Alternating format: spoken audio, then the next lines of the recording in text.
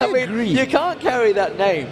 So, Heaton, if you're listening, there's a business idea for you right there. A little ninja outfit, but pajamas. Maybe a onesie. Maybe a that could work. That's what they could play in the LCS. The thing is, onesies. it would have to be a full ninja outfit with, you know, the face mask, the face mask and everything. They could probably brand it as well. You know, get some sponsors logos on there. I'm sure they could. I know it would draw a lot of photos. Idea, marketing right there for you guys. But we are about to get underway, ladies and gentlemen. It is the all-Polish lineup of MeetYourMakers versus the all-Danish lineup of the Ninjas in Pyjamas. And obviously, as the Scandinavian team, you're going to assume that Ninjas in Pyjamas will be the favorite ones here.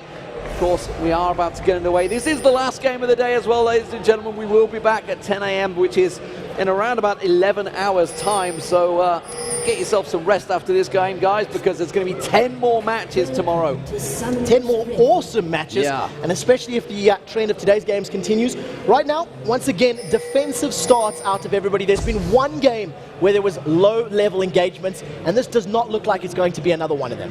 No, it doesn't. Sharu's keeping the ball in play, keeping that bush checked, and again, we just don't get any luck with these level 1 fights, mate. It's just not happening. No, there's bad juju between us and level 1, you know, engagements, but it's okay because the games have turned out fantastic as they have progressed.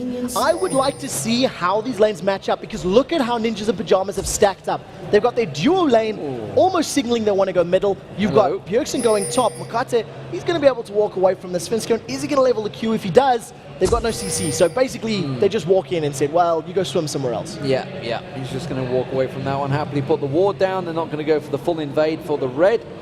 Does mean, of course, the Tribush was covered down the bottom lane. They're going to get the ward in the bottom river. It is going to be Libic that places it down there. Where was the Explorer ward used? I didn't see where that actually went down, but we'll be timing out shortly.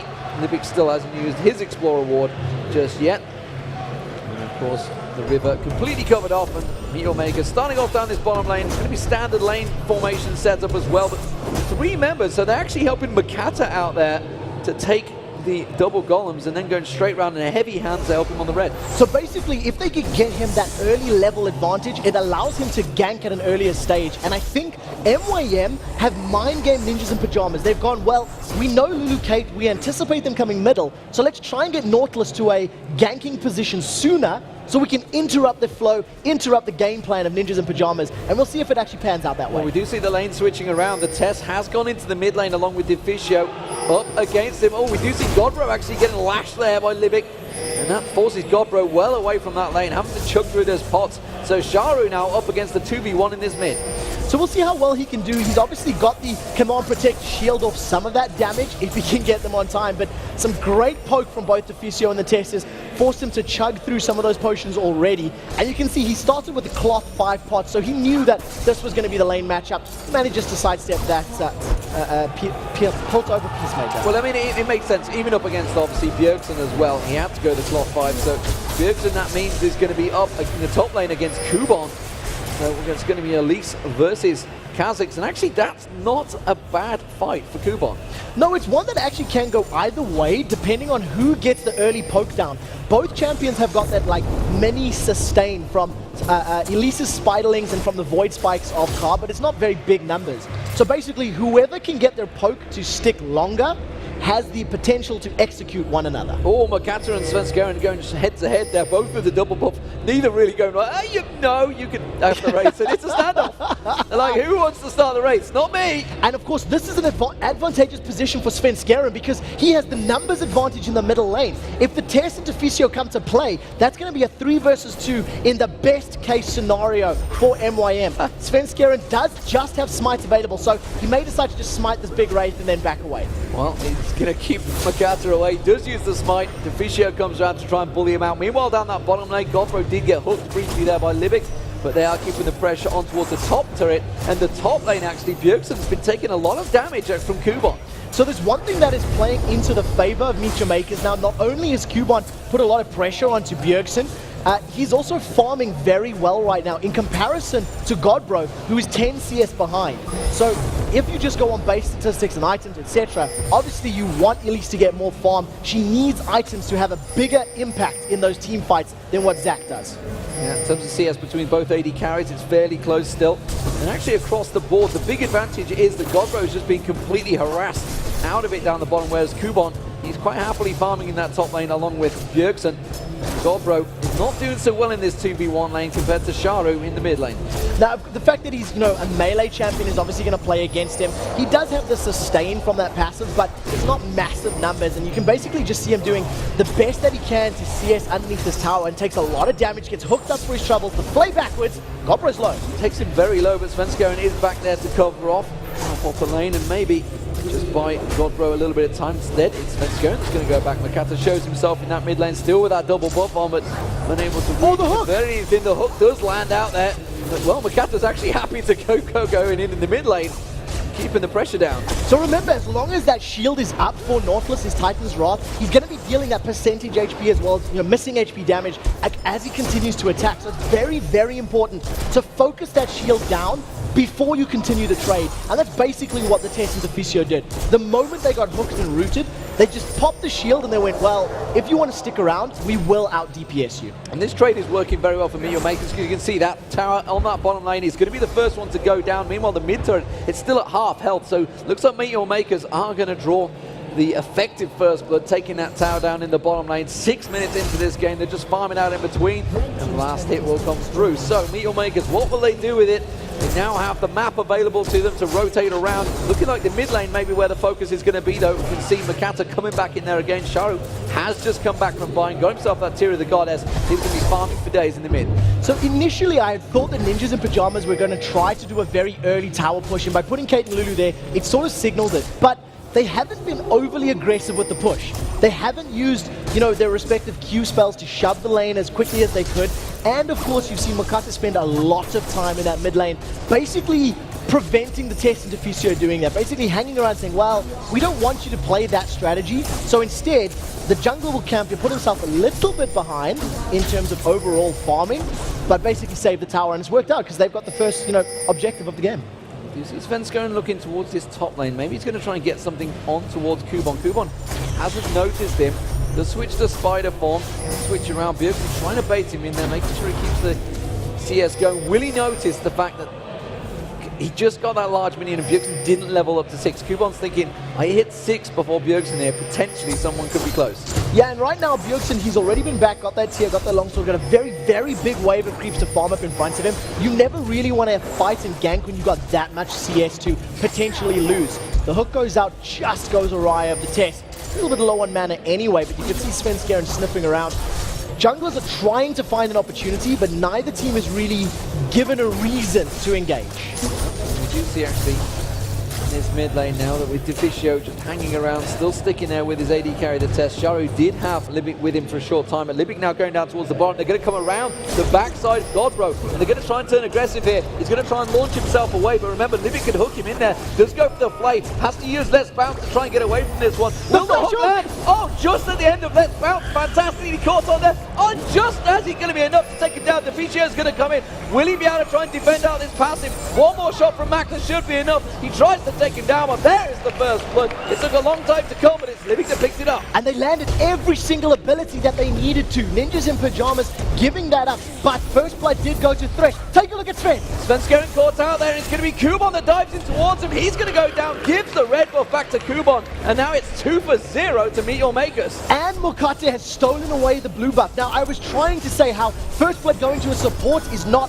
the end of the world as far as the team is concerned, because that gold will go to aura items or to HP items, as opposed to going to carry will now kill me items. The hook is caught Deficio. The hook on Deficio, it's not going to be enough to follow it up, though. The test does come in to support him, and that's damage being done. And MeetYourMakers looking good here. The blue buff steal, the red taken back away from Svenskeren, and now the blue buff of their own being picked up by Sharu puts them in a commanding position. The gold lead stretched immediately to 2.5k. That was a great play there from Libic as well. He landed the death sentence, and there's that Lee syndrome that when you land the Q, you want to press it again to dive in. But Libic realized that even though he'd hooked Deficio was level 6, he had wild growth available, and there simply wasn't enough damage for Grave to follow up and get the kill. So basically he just says, I'll catch you another day.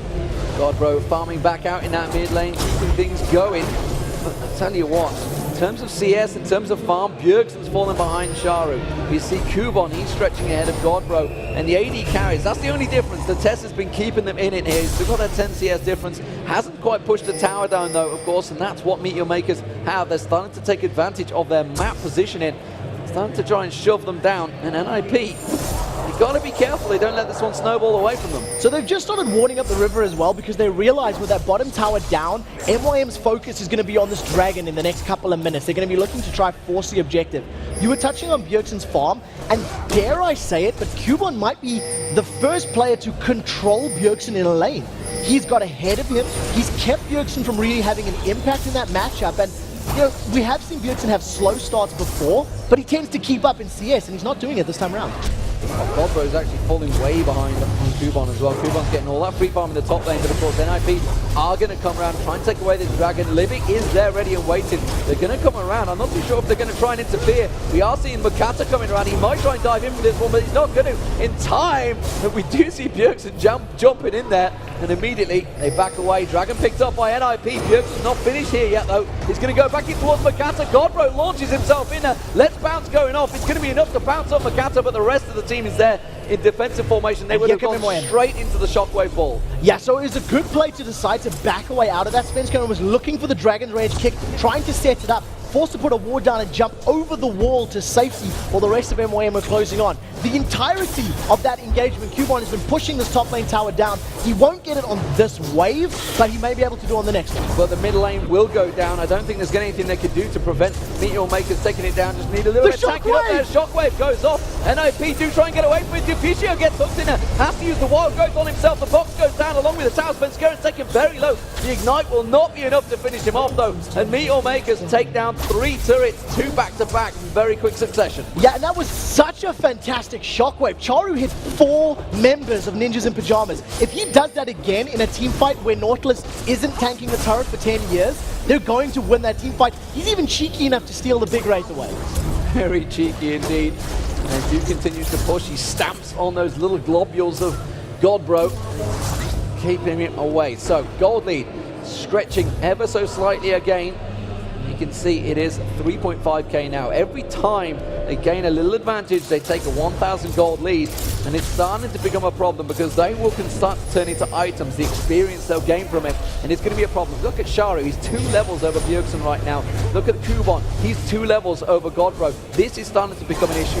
And that is with the dragon on the side of NIP, so even if they even out the towers, they're still going to be behind a gold. Bjergsen's been taken so low. Sunk the fangs in there, Kubon, and just forces him to jump away. Hasn't hit 11 yet, so he hasn't managed to get that second evolution of the jump, so he can't be too cautious, too abrasive in the top lane. And Kubon, well, he's becoming a bit of an unstoppable machine on there. He's got all that magic pen. You can see the haunting guys in there as well as the sorcerer's boots. He's going to cause problems for anyone. Yeah, and basically the null magic mantle that Bjergsen's picked up, plus a little bit of ammo from a Hex Drinker, it's simply not enough.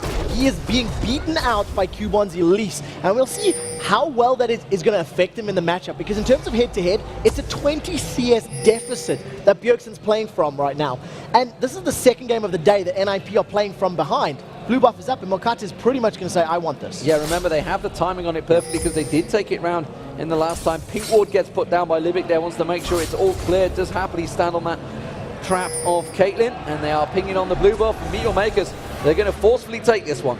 Yeah, they've got the ability to do so because they've got positioning and vision. So if NIP go in on this, it's going to be blind, but Svenskeren wants to. The cocoon goes out, it just misses, and Kubon, that was the ball delivery system right there. Command protect, onto release, get the repel down, and then get the shockwave, but NIP just weren't stacked up enough for the engagement. And the blue buff goes across to Sharu, so they've managed to steal that away once again, and now look how far they're going up, look how aggressive they're being. Sharu really wants to go on the hunt, and it's this inner turret they're now looking towards. The creep wave will be coming, joining up there. Makata happily to tank out that wave, stand on that trap, clear it out, and now they're all 4 members going to push in. While this is all happening, we do see Bjergsen going aggressive in the top lane. The hook comes in on towards Svenskeren. I'm not too sure. Bjergsen's going to get taken down in the top lane. The Kubon is very low as well. Kubon on the turret. Oh, he just about got away from it, but it's going to be the top turret, the bottom inner turret that goes down, and NIP forced to back away once again. The ignite wasn't enough. Kubon just managed to survive up there in the top lane. They traded back and forth, but Bjergsen